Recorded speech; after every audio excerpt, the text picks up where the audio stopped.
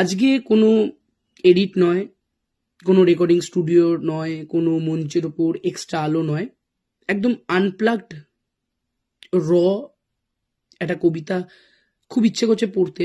গুরুদেবের একটা বই কিনেছি, রূপম ইসলামের নীলাভ এক নিদ্রা বন্দর। এই বইটা থেকেই একটা কবিতা আমি পড়ে শোনাবো। ভাল লাগলে অবশ্যই লাইক, শেয়ার, কমেন্ট করবেন, ফলো করবেন। আর খারাপ লাগলে নিজ গুণে আমার দ্রষ্টুটি মাফ করে দেবেন একদম। আর একটা কথা, সরি, আমি এইটা পড়তে গিয়ে যেহেতু একদম র আনপ্লাগ করছি, কোথাও আমি তুতলে যেতে পারি, আমার উচ্চারণ খারাপ হয়ে যেতে পারে, কোনো এডিটের তো অপশান নেই, তো মাফ করে দেবেন আমায়। শুরু করা যাক। আজ একটা কবিতা গুরুদেবের লেখা, রূপম ইসলামের লেখা, দৃশ্য 3 কবিতাটা পড়ব। কাঠসাদা মঞ্চের ওপর আমি প্রায় ঘুমিয়েই পড়েছি তখন। তুমি হাঁটছ অডিটোরিয়ামে, দর্শক আসন জুড়ে যাতায়াত করছো, ভাব দেখাচ্ছ যেন কিচ্ছুটি হয়নি। একটা খয়েরি জামা পরে তুমি গৃহিণীর ভঙ্গিতে হাঁটছ, বিড়বিড় করছো ঋণ ঋণে মিষ্টত্বে। ঘুমিয়েছে, তাতে কি, ঘুম পেলে ঘুমাবে না? আমি চাদর টেনে মাথা ঢেকে নিয়েছি। অডিটোরিয়ামে কত মানুষ ঢুকছেন, বসছেন, একটু পরেই অনুষ্ঠান শুরু হবে। মানুষের গুঞ্জন শুনছি আমি, ভালো লাগছে, ঘুম পাচ্ছে। পার্ক স্ট্রিটের এই সাহেবী অ্যাপার্টমেন্টের ছাদগুলো বেজায় উঁচু, প্রায় 2 তলা ঢুকে যাবে বাড়ির একটা ফ্লোরেই। এখানেই একটা অ্যাপার্টমেন্টের 2টো ঘরে আমরা থাকি। আমার ঘরটা করিডোরের শেষ প্রান্তে, তোমার ঘর ফ্ল্যাটে ঢুকেই বাঁদিকে। আমরা কথা বলি না একে অন্যের সঙ্গে, রাখি না চোখে চোখ, শুধু পরস্পরের চলাচল অনুভব করি, উপভোগ করি।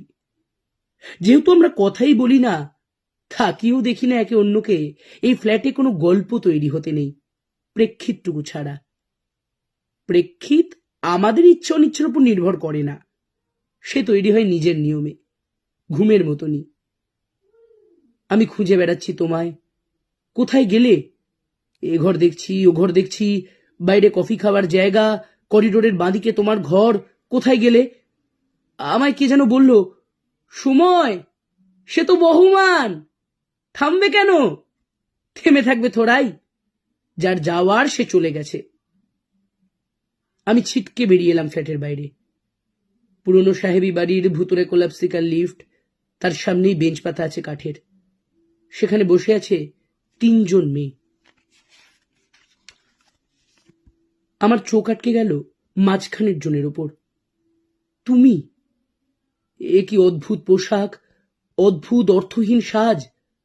মখমলি একটা জামা পরে আছো, অপ্রয়োজনীয় জমকালো চুলের উপর পরেছো পরচুলা, সাদা, বেগুনি, নীল, 3 রকম রঙের চুলের সমষ্টি, ঠিক যেন আপাত সম্পর্কবিহীন দৃশ্য 3।